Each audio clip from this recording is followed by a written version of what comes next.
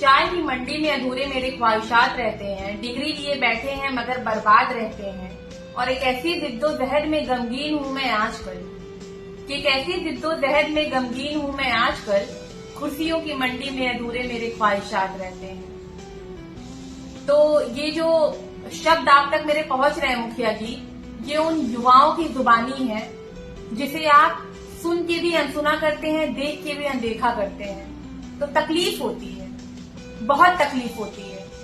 तकलीफ होती है ये सोच के कि आपको कैसे फर्क नहीं पड़ता है।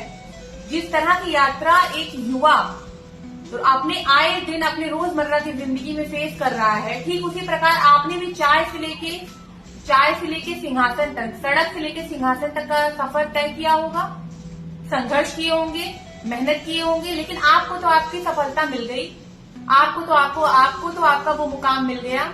लेकिन उन युवाओं का क्या, जो बेरोजगारी का धब्बा लिए समाज में फिरते हैं, चाहे उनके अंदर कितनी भी काबिलियत क्यों ना हो, चाहे वो कितने भी केपेबल क्यों ना हो, doesn't matter it at all, लेकिन उन्हें इस बात का रोज अपनी फैमिली से, समाज से ये उनके ऊपर एक क्रिटिक किया जाता है कि तुम कितने केपेबल हो। अगर तुम्हारे पास नौकरी नहीं है, तुम वहां 10 साल से गए हो, तो तुमने किया क्या?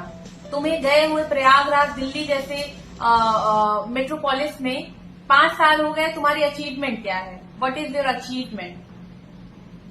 और वो इस सवाल से हमेशा अछूते रह जाते हैं, हमेशा अनदेखा कर जाते हैं, हमेशा अनसुना कर जाते हैं, क्योंकि उनके पास जो जवाब होना चाहिए उस पे तो आपने कब्जा करके बैठा, आप कब्जा करके बैठे हैं, आपकी सरकार ने कब्जा करके बैठा है।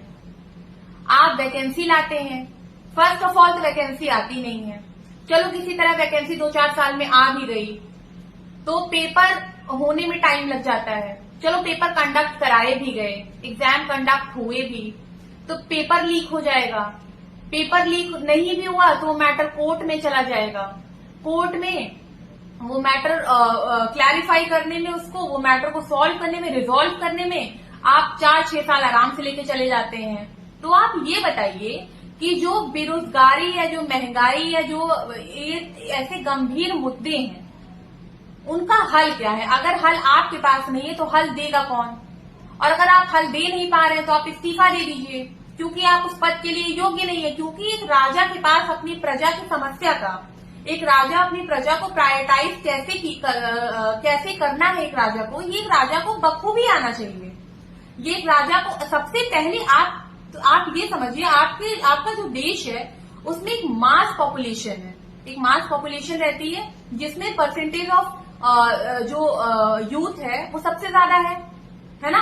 तो उनको स्किल्ड करना, उनको एम्प्लॉयड करना, वो आपकी पहली प्राथमिकता होनी चाहिए, आपकी पहली प्रायोरिटी होनी चाहिए।